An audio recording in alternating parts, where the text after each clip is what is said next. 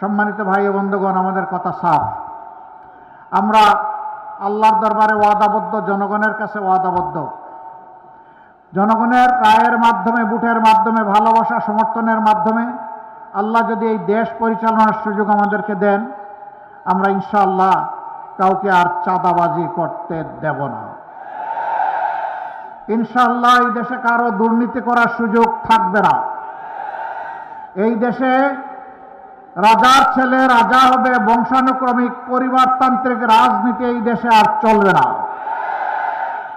এই দেশে রাজনীতি হবে মেধা এবং যোগ্যতার ভিত্তিতে, রাজনীতি হবে দেশপ্রেমের প্রমাণের মাধ্যমে।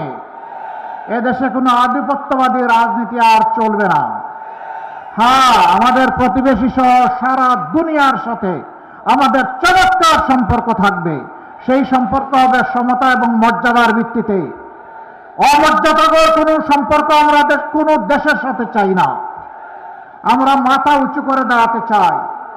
এই জন্যে আমাদের সোনার সন্তানেরা, আমাদের কলিজার সন্তানেরা সেদিন গুলিকে পরোয়া করে নাই। তারা দাঁড়িয়ে গিয়েছিল। তৎকালীন স্বরাষ্ট্রমন্ত্রী বলছিলেন, কি তোমাদের গুলি কি শেষ হয়ে গেল? রাস্তা এখনো নিয়ন্ত্রণে আনতে পারো না কেন? তখন একজন অফিসার বলেছিলেন, স্যার, একটা গুলি মারি একজনই পড়ে দ্বিতীয়জন দাঁড়ায় যায়। এইটাই বাংলাদেশ। এই যুব সমাজকে থামানো যায়নি, থামানো যাবে না ইনশাআল্লাহ। এই যুব সমাজের অঙ্গীকার এবং প্রত্যাশা ইনশাআল্লাহ আমরা পূরণ করতে বদ্ধপরিকর। যদি এই প্রত্যাশা পূরণ করতে না পারি, আমাদের রাজনীতি করার কোনো দরকার নেই। তারা যা চেয়েছে সেই বাংলাদেশটাই গড়তে চায়। আপনারা সবাই আমাদের সাথে থাকবেন ইনশাআল্লাহ।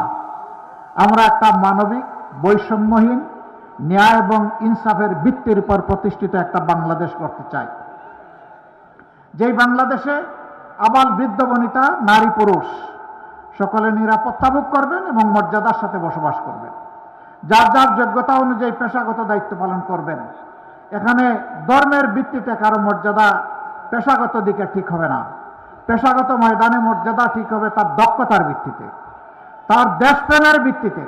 এই দুইটা জিনিস যার মাঝে পাওয়া যাবে, কাজ অটোমেটিক্যালি তার হাতে চলে যাবে।